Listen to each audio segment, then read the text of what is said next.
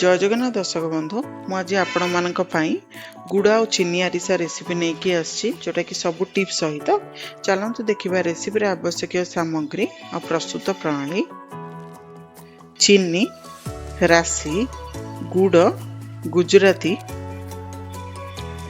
नुआ चाउल को भल भाव धोई 5 ରୁ 6 घंटा जाए बतुरेकी ताकू छाणी ग्राइंडर रे ग्राइंडिंग करी चिकन करी चूना प्रस्तुत करी ताकू साइड रे रखिबा। एने गोटे रस बसई देबा गैस उपरे रस रे आधा ग्लास पानी दे देबा। पानी उपरे गोटे गिना गुड़ पकेकी गैस रो फ्लेम को लो रे रखी गुड़ और पानी को घांटी घांटी पाग बनेइबा। ए पाग रे आमे गुजराती को मध्य गुंड करी पके देबा जोटा कि मु आपण मानकु देखिया पई भूली जाईची।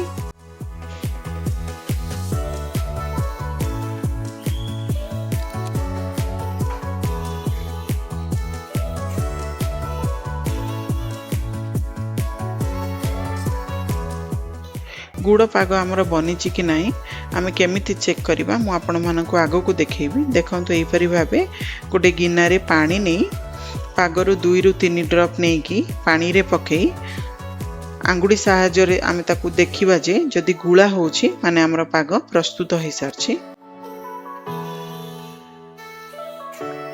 देखंतु पूरा भल भावे गुड़ा हो सारी माने हमर पाक वर्तमान प्रस्तुत हो सारी।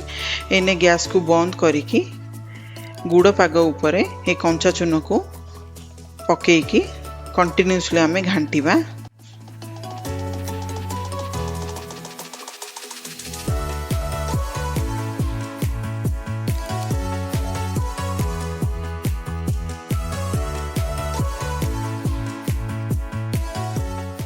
आम यहीपरि भावे अल्प जंतुणी को नहीं चेक करि परिबा जे हेले हमर जंतुणी प्रस्तुत होइछि कि नहीं।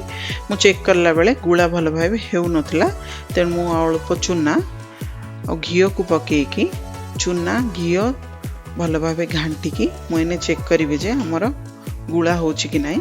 जदि जंतुणी भल भावे हमर हाथ रे गुळा हे जाउछि माने हमर गुड़ जंतुणी प्रस्तुत हो सारछि। देखंतु बहुत भल भावे हे जाउछि। एने को गरम तेल रे राशि लगे लगे छाणीकी बाहर करवा। एने आ गोटे रस गैस उपरे बसैकी आधा ग्लास पानी देकी पानी उपरे गुजराती रो गुंड और चीनी को पकेकी चीनी और पानी को कंटिन्यूअसली घांटीबा। और चीनी पाक बनला समय रे मध्य गैस रो फ्लेम को लो रे ही रखिथिबा।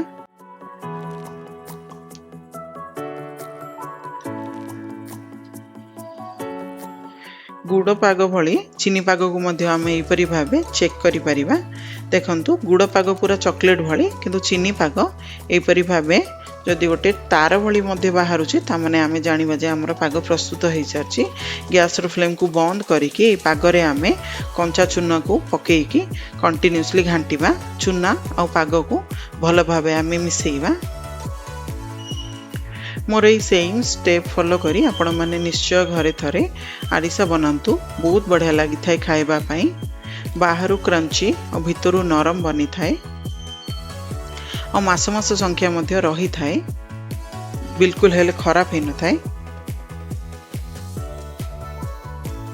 हमर इने चीनी रा आरिसा पागर मध्य ए जंतुणी प्रस्तुत हो सारछि। आकु मध्य राशि लगे लगे गरम तेल रे एपरि भावे आमे छाणीबा।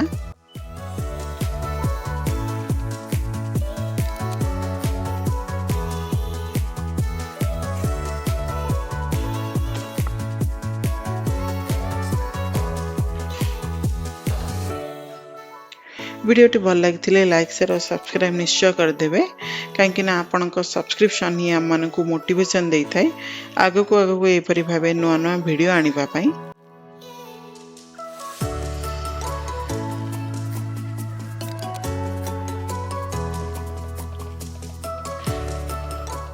एमितिका सेम स्टेप फॉलो करी चीनी और आरिसा जंतुणी को भल भावे छाणी तेल रू बाहर करी गरमा गरम किमा ठंडा एंजॉय करिबा।